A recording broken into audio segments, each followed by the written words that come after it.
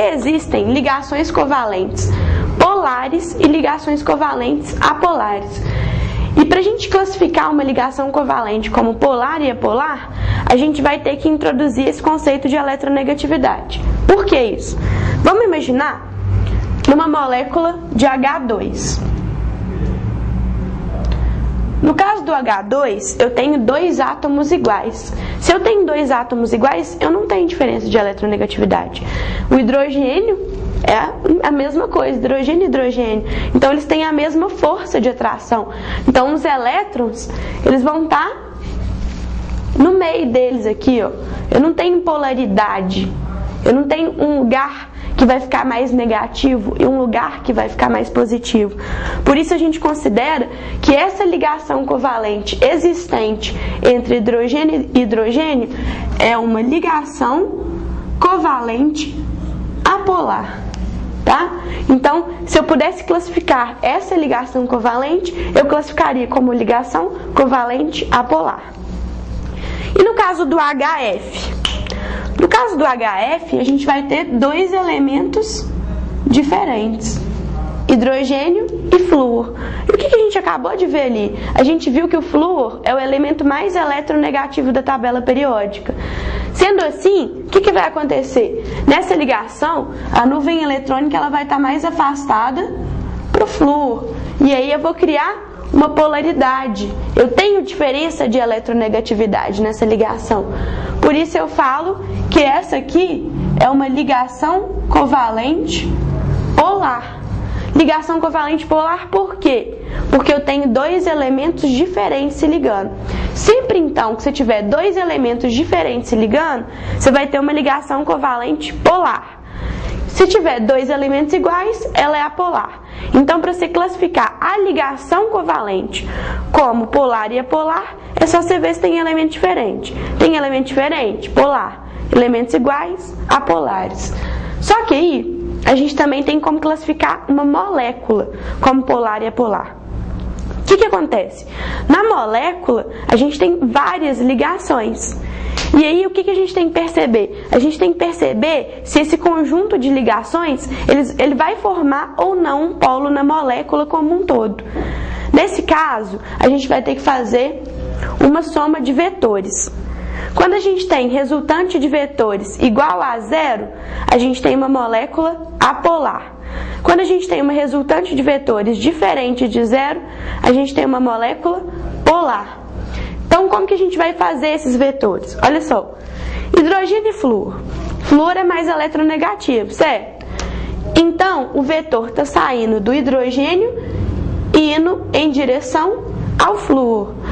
Nesse caso aqui, ninguém anulou ninguém, até mesmo porque só tem um vetor. Então, a resultante é diferente de zero. Se eu tenho uma resultante diferente de zero, isso implica pra gente que a molécula de ácido fluorídrico é uma molécula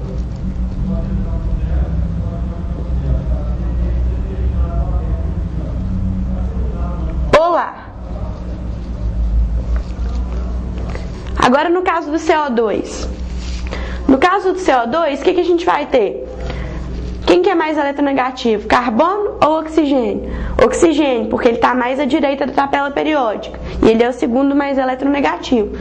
Então eu tenho um vetor saindo daqui do carbono e indo para cá, para o oxigênio. E outro vetor saindo daqui do carbono e indo para cá, do oxigênio. Nesse caso, a soma de vetores vai ser igual a zero. Por quê? Eu tenho dois vetores em direções opostas. Um anula o outro. Resultante igual a zero. Então, a molécula de gás carbônico ou dióxido de carbono é uma molécula apolar. Só que presta atenção aqui. Essa molécula de gás carbônico, ela é uma molécula apolar. Entretanto, ela apresenta ligações covalentes polares. Então, para eu classificar a ligação covalente, as ligações covalentes presentes nela são polares. Só que a molécula como um todo é apolar. No caso da água, O oxigênio é mais eletronegativo. Então eu tenho um vetor apontando para o oxigênio aqui e outro apontando para o oxigênio aqui. Porque o oxigênio ganha dos dois hidrogênios. Nesse caso, a soma de vetores é como? Você faz um pontilhado continuando aqui, outro pontilhado continuando aqui. A soma de vetores vai dar para cima. Se eu tenho uma resultante diferente de zero, eu tenho uma molécula polar. Por isso a água é uma molécula polar. Então a água é uma molécula polar que apresenta ligações covalentes polares. Aqui agora, BH3. O boro é mais eletronegativo. Então os vetores vão estar apontando para o boro. Cada ligação é um vetor, tá, gente? Então aqui, ó, saiu uma aqui, saiu outra aqui. O que acontece? A soma desses dois vetores vai dar para cima, só que ela é anulada por esse vetor aqui que está para baixo. Então a resultante é igual a zero. Se eu tenho resultante igual a zero, eu tenho uma molécula apolar. Então nesse caso eu tenho uma molécula apolar com ligações covalentes polares. NH3, amônia. Quem que é mais eletronegativo? Nitrogênio. É o terceiro mais eletronegativo da tabela periódica. Então os vetores estão apontando todos para o nitrogênio. Essa soma de vetores vai ser positiva, vai ser diferente de zero, para cima. Então, resultante diferente de zero, molécula polar. Molécula polar com ligações covalentes polares. CH4, carbono mais eletronegativo. Então, vetores apontando para ele. Nesse caso, eu vou ter a resultante desses de baixo para cima e esse aqui para baixo. Um anulou o outro. Resultante igual a zero. Resultante igual a zero, molécula apolar. Essa é uma molécula apolar com ligações covalentes polares. Beleza. Agora a gente já sabe o que é uma molécula polar e apolar. Agora a gente pode fazer uma comparação entre polaridade e solubilidade. A gente sempre fala assim, por exemplo, NaCl, que é o cloreto de sódio, sal de cozinha, ele é solúvel em água. O que acontece isso? Solúvel?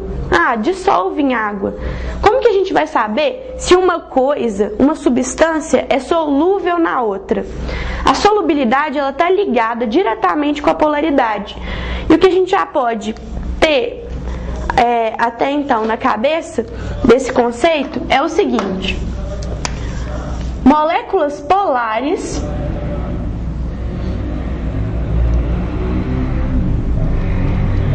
são solúveis em moléculas polares. Aí a gente tem aquele ditadinho, né? Semelhante dissolve semelhante.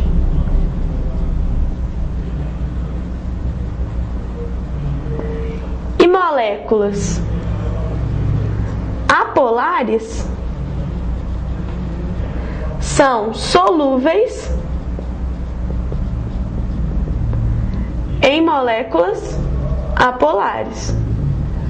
Então, por exemplo, por que água e óleo não se misturam? Porque a água é uma molécula polar e o óleo é uma molécula apolar. Então, se eu tenho um polar com apolar, eles não vão se misturar. Eu vou formar uma mistura de duas fases.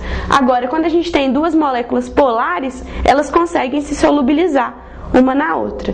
Então, agora entendendo o conceito de polaridade, a gente já consegue entender um pouquinho do que é solubilidade e um pré-requisito que a gente precisa ter para que uma substância seja solúvel na outra.